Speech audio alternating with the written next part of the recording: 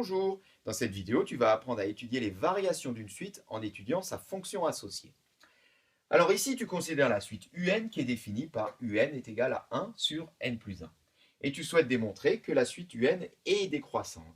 Et bien pour cela, on va lui associer une fonction de la façon suivante. On pose UN est égal à f de n. On va écrire tout de suite l'expression de la fonction.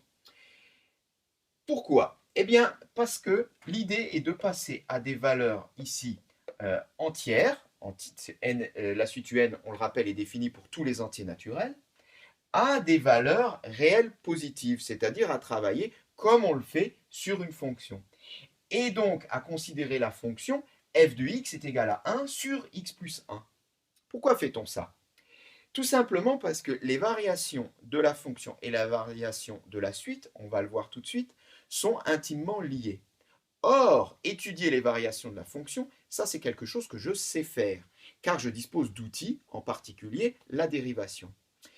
Eh bien, on va donc étudier les variations de la fonction et on va en déduire immédiatement les variations de la suite. Pour cela, eh bien, on dispose d'une propriété qui nous dit, qui nous dit que si ces deux objets mathématiques, fonction et suite, sont liés, le fait que la fonction soit croissante entraîne que la suite est croissante. Le fait que la fonction soit décroissante entraîne que la suite est décroissante. Pour bien le comprendre, regardons graphiquement ce qui se passe. J'ai par exemple une fonction qui est décroissante, elle est donc bien décroissante pour toutes les valeurs de x réelles.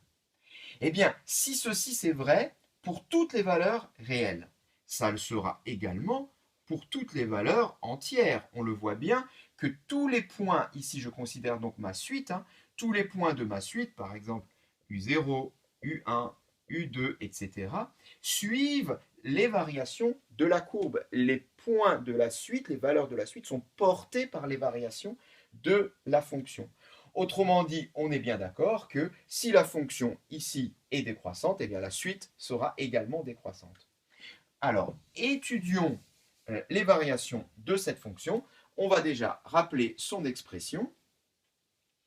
F est donc définie sur 0 plus l'infini, comme on l'a dit, toutes les valeurs réelles positives, par f de x est égal à 1 sur x plus 1. Donc c'est bien la même expression, j'ai juste remplacé n par x, tout simplement parce qu'on a l'habitude de considérer que x est défini quelque chose de continu, alors que n définit quelque chose qu'on peut compter, donc les valeurs entières. Eh bien, dérivons notre fonction. f' de x. Alors, c'est une fonction du type 1 sur u. On peut rappeler la formule qui nous dit que la dérivée de 1 sur u, c'est moins u', c'est-à-dire la dérivée de ce qu'on a en bas. Alors, ce qu'on a en bas se dérive en ici 1 plus 0, donc 1. Le tout sur u carré, donc tout ça au carré, c'est-à-dire x plus 1 au carré. Eh bien, c'est déjà fini. Parce que là, étudier le signe de cette chose-là, c'est très rapide. X plus 1 est un carré. Un carré est toujours positif. J'ai 1 divisé par un nombre positif, c'est positif. Je mets un moins devant, c'est négatif. Terminé, rien de plus à dire. La dérivée est négative. Propriété, si la dérivée est négative, sa fonction est décroissante. Écrivons-le. Voilà, et à partir de là, eh bien, on applique notre propriété qui lie suite et fonction, et on en déduit que la suite associée est également décroissante.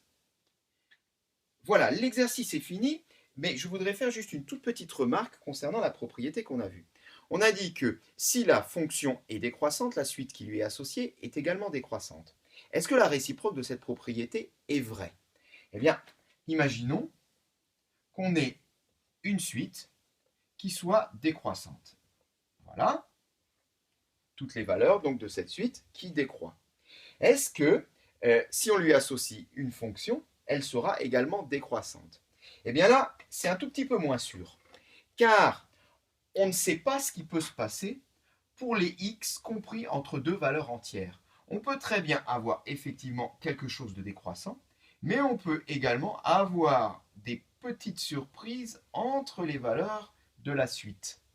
Et ici, rien ne nous dit qu'entre deux valeurs successives entières, donc pour des n entiers, eh bien les x ne fassent pas varier la fonction autrement.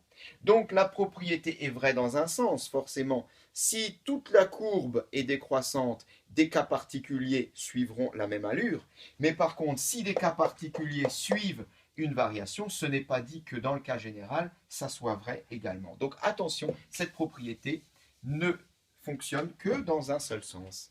Voilà, cette séquence est terminée.